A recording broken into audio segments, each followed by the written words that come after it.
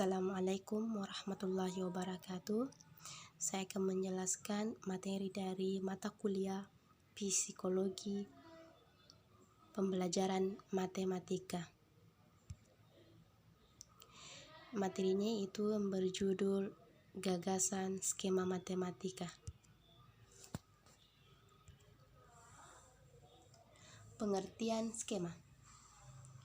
Pengertian skema ini dikemukakan oleh beberapa ahli. Yang pertama itu Richard R. Schempp. Menurutnya, skema adalah istilah fisikis umum untuk struktur mental. Terus yang kedua itu Padesky. Padesky mengemukakan bahwa skema adalah cara mempersepsi, memahami, dan berpikir tentang dunia atau biasa disebut sebagai kerangka atau struktur pengorganisir aktivitas mental. Terus yang ketiga, menurut Hill, bahwa skema adalah perangkat mental bagi pengorganisasian pengetahuan. Jadi dari ketiga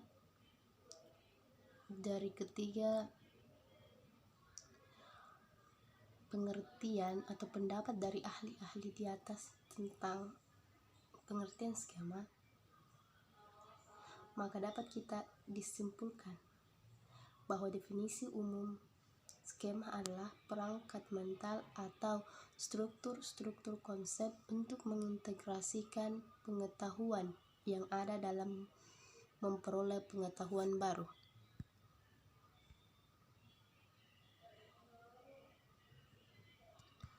Selanjutnya yaitu ciri-ciri skema menurut Hill. Jadi menurut Hill ini, skema memiliki beberapa ciri-ciri, diantaranya itu yang pertama, sebuah skema dapat memiliki skema lain di dalamnya. Terus yang kedua, skema memandu fakta-fakta umum yang dapat cukup beragam dari satu contoh khusus ke contoh yang lain. Terus yang ketiga, skema bisa beragam sesuai tingkat abstraksinya. Selanjutnya, hubungan yang mencakup informasi skema menurut Padesky. Jadi ada beberapa hubungan-hubungan ini yang mencakup dalam suatu skema menurut Padesky. Yang pertama, hubungan antara konsep-konsep, contohnya itu kaitan antara persegi dan belah ketupat. Terus yang kedua, hubungan antara atribut-atribut di dalam konsep-konsep yang saling berkaitan, contohnya sudut 90 derajat dan segitiga siku-siku. Yang ketiga, konsep-konsep dan konteks-konteks khusus. Fungsi contohnya itu hubungan antara fungsi sinus dan trigonometri. Terus yang keempat, hubungan antara konsep-konsep spesifik dan pengetahuan tentang latar belakang umum. Contohnya yaitu hubungan konsep-konsep tentang matematikawan tertentu dan teoremanya.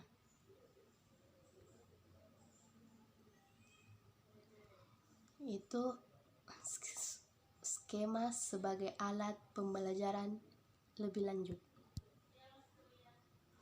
Dengan susunan hierarki pengetahuan, sebuah tugas dapat dicapai hanya oleh peserta didik yang telah menguasai komponen-komponennya.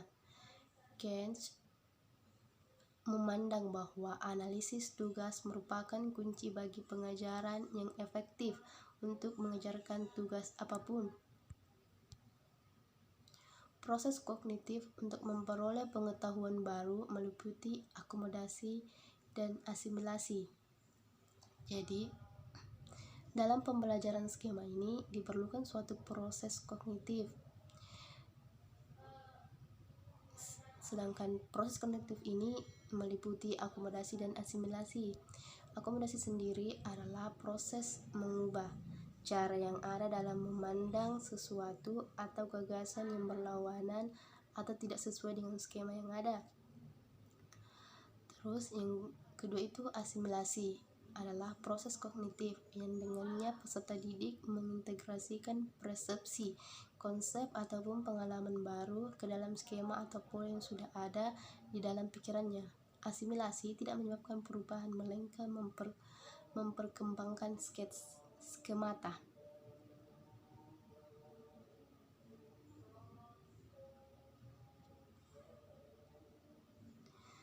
Tugas yang harus dilakukan guru saat mengerjakan matematika. Yang pertama itu, guru harus membangun fondasi yang kuat dan terstruktur tentang ide-ide matematika dasar. Terus yang kedua, membimbing peserta didik menemukan ide-ide baru. Jadi di sini guru dituntut untuk membimbing peserta didik dengan mengajarkan hal-hal baru untuk menemukan suatu ide-ide yang baru. Terus yang ketiga itu mengajarkan peserta didik untuk selalu menyesuaikan skema lama dengan skema baru. Jadi guru di sini juga harus lebih mengajarkan peserta didik untuk menyesuaikan skema lama dengan skema baru, atau menghubungkan dengan materi yang sudah lama dengan materi yang baru yang saling berhubungan.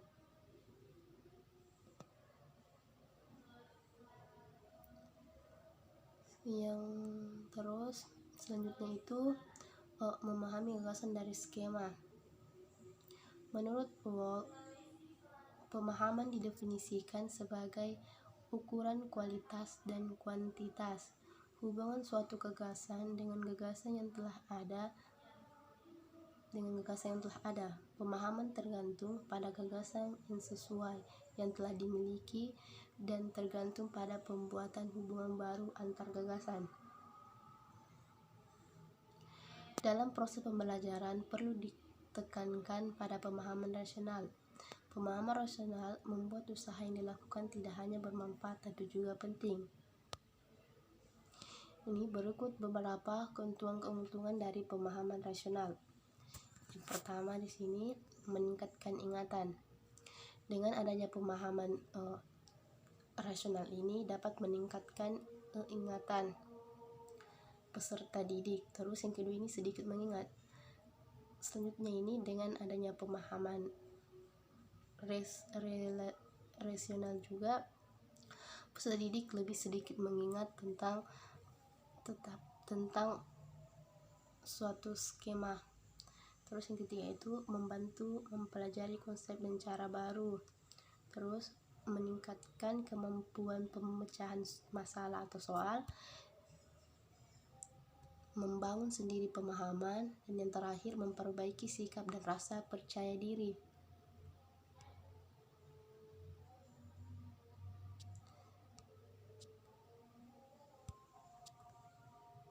Selanjutnya itu pembelajaran dengan meningkatkan pemahaman.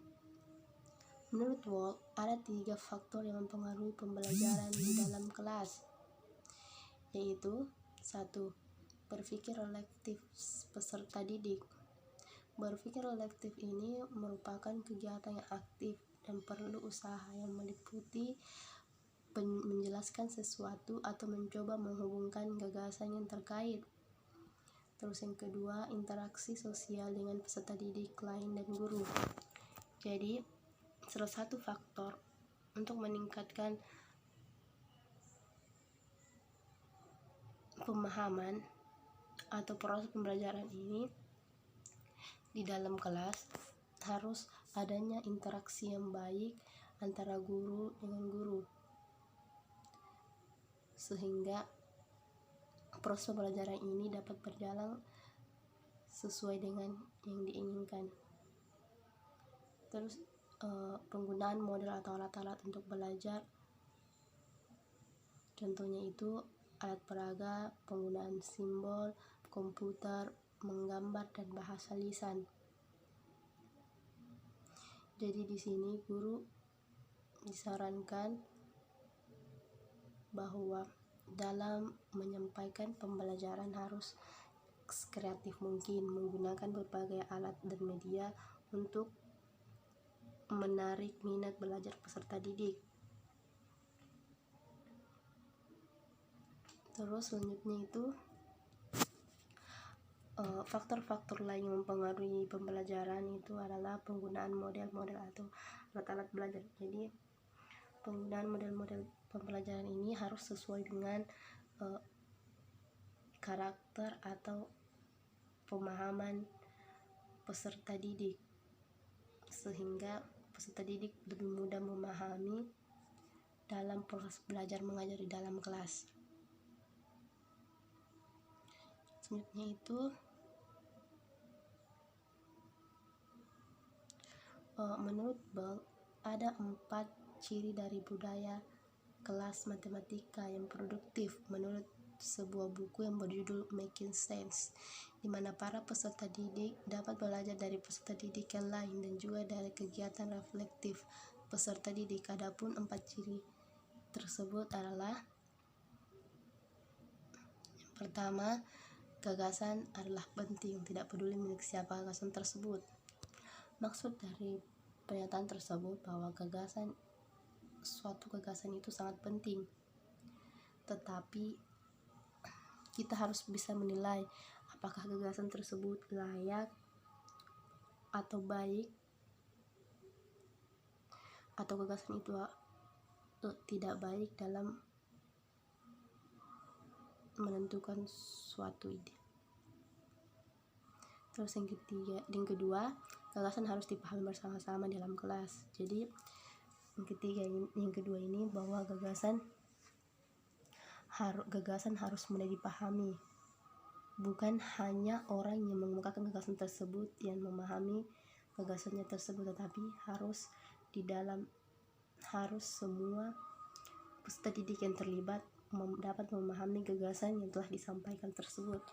Terus yang ketiga, kepercayaan harus dibangun dengan pemahaman bahwa membuat kesalahan tidak menjadi permasalahan. Jadi maksud dari poin ketiga ini, kepercayaan harus dibangun dengan sebuah pemahaman.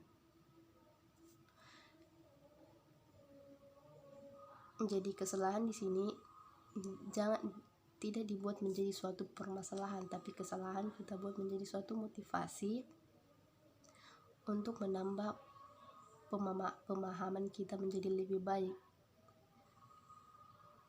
Terus yang keempat, para peserta didik harus memahami bahwa matematika dapat dipahami atau masuk akal.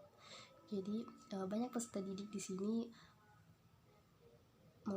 memahami bahwa matematika itu adalah pelajaran yang sulit, pelajaran yang tidak masuk akal tentang angka-angka.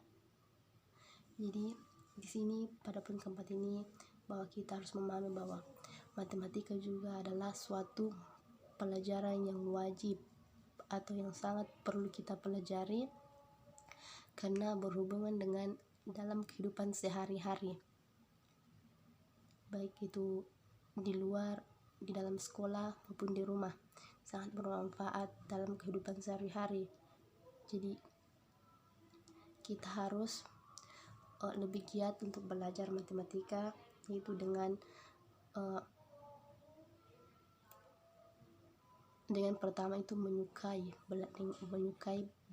belajar pelajaran matematika.